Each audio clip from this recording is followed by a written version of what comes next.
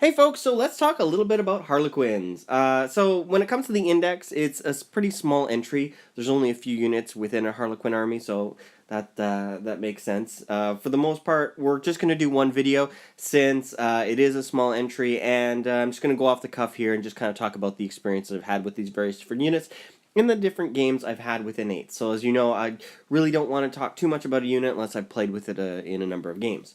So let's talk about the abilities for the army. So you've got Rising Crescendo, which is so powerful.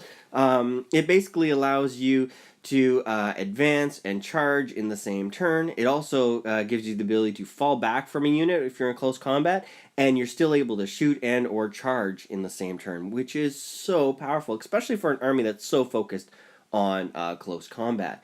The army itself is very fast. When we're talking about psychic abilities, stuff like the Twilight Paths, which is kind of cool. You're able to give a unit within 3 inches of your psyker an extra movement as if they were in the movement phase, which is kind of nice. It saved me in a few games and actually won me one game being able to capture an objective and gather some points and stuff. Fog of Dreams is kind of neat. Basically, you cast it on an enemy within 18 inches, and they're going to be subtracting 1 from their hit rolls. And then when you're talking about Mirror the Minds, you're just battling out mentally between the two units, and it's not too bad, but you're only causing 1 mortal wound that you're potentially going to repeat over and over again.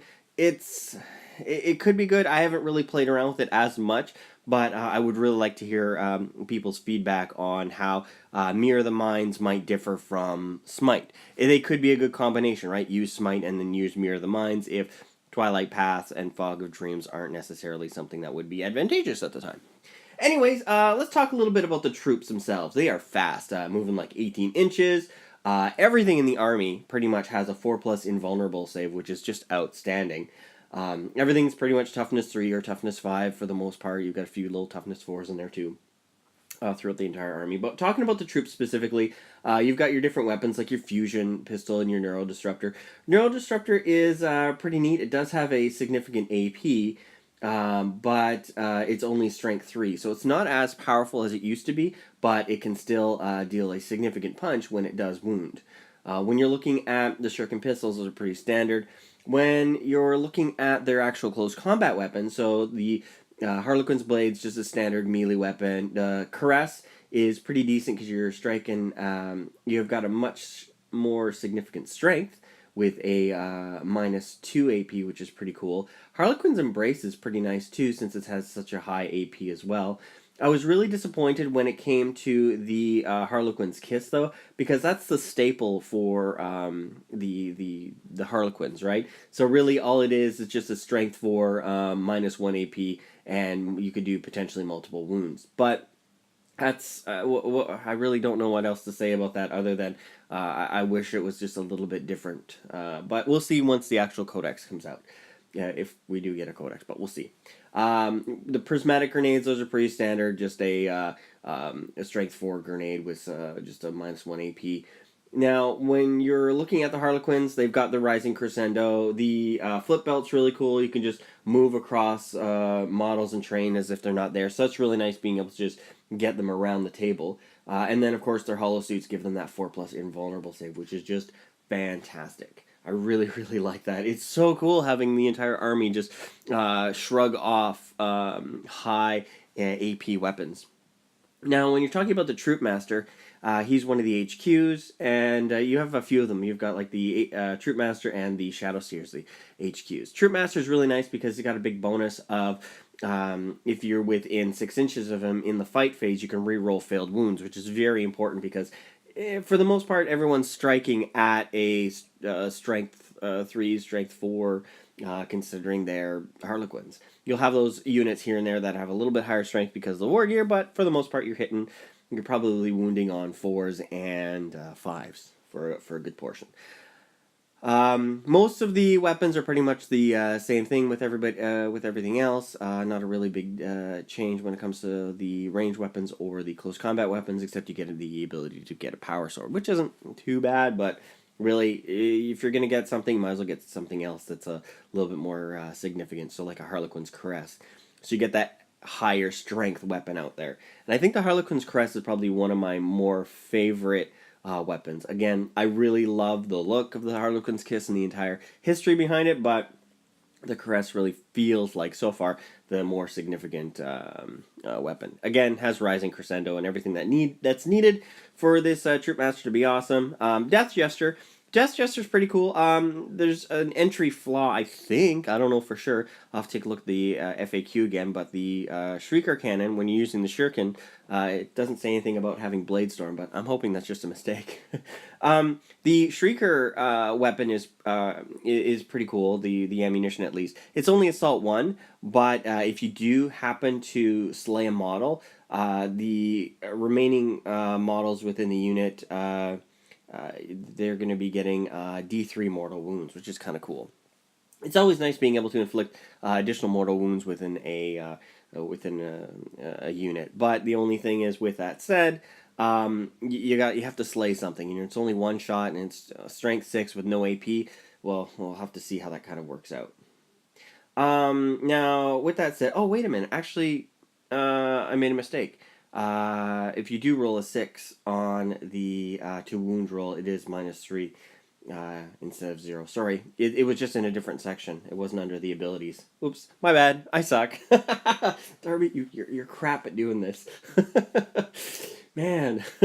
Alright, so the Shadowseer is pretty much your primary psyker. It pretty much has everything similar to a lot of the other units. The Misstave, which is kind of nice. It's instead of being a 2+ to wound, though, it's just 2 additional strength at -1 AP, and you're able to do multiple wounds with it, or damage with it. The Rising Crescendo is always good to have. Pretty much all the infantry have it. Flip Belt, Hollow Suit as well. But the real nice thing about the Shadowseer is the Shield from Harm. So your opponents have to subtract 1 from their wound roll for any attacks made against the models and for attacks against friendly mask infantry units that are within 6 inches of the Shadowseer, which is really nice. That's a very, very useful ability.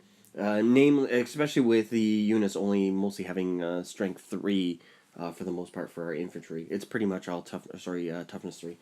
The Solitaire is pretty insane. When I was looking through him and I was playing with him, just the 8 attacks is just outstanding. They've got the Harlequin's Caress, and then of course the Harlequin's Kiss. I'll usually just stick with the Caress and not bother with the Kiss with him. When you're looking at his abilities, his big thing is Blitz, which is basically that once per battle, instead of making the normal move with the Solitaire, then you're going to do the Blitz, and you can, if you do it, you're going to do 2d6 to the model's move, add that to the model's move characteristics for the turn, and in addition, the attack characteristics is increased to 10 for the rest of the turn. So you get a stunning amount of attacks. Now, when you're looking at his save, it's a 3+ save, which isn't too bad. Of course, has a flip belt and everything else. Skyweavers, I really like the Skyweavers. They're really nice. And they did make a bit of a change when it comes to them in their weapons. The really big thing, of course, is the Star Bolas. It essentially acts as a grenade, and it's basically D3 attacks. Strength 6 and -3 AP with 1 damage, which is really nice to be able to get that, again, additional AP in there. You can put the Haywire Cannon on the bikes. I've never really had a lot of luck with the Haywire Cannons, and usually stick with the Shuriken Cannons myself. So, mortal wounds against the vehicles is always nice, but it just doesn't affect regular people, so whatever.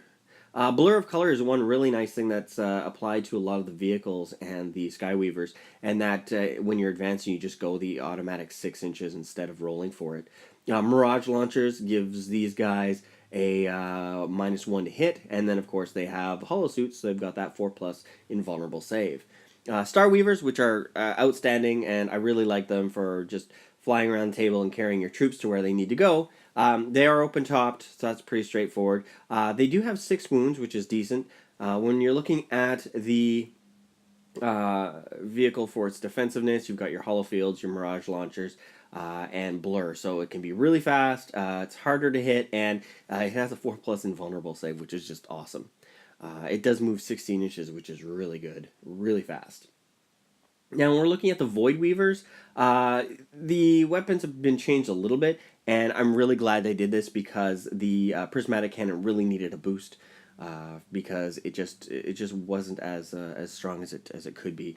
That extra little bit of strength does make a big difference. So when you're looking at it, you can either do the disperse, the focused, or the lance, and you're looking at strength 4, strength 6, and strength 8.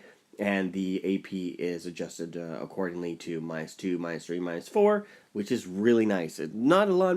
There aren't a lot of weapons out there that do -4 AP, so it's really nice to get that out there, especially doing that one shot. The focus, of course, is going to be that -3 AP, which is going to be going at D3 potential hits or shots, I should say. So overall, I really like the Void Weavers too. I always have at least one on my list.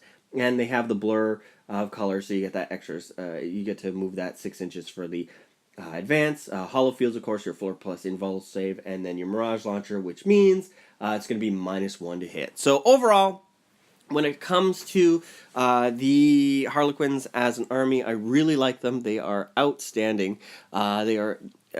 If you just have a bunch of them on the ground, they can just take up so much fire from those heavy hitting weapons. Your only real big challenge is going to be death from 1,000 cuts, because the units are so expensive and it's hard to get a lot of units on the table.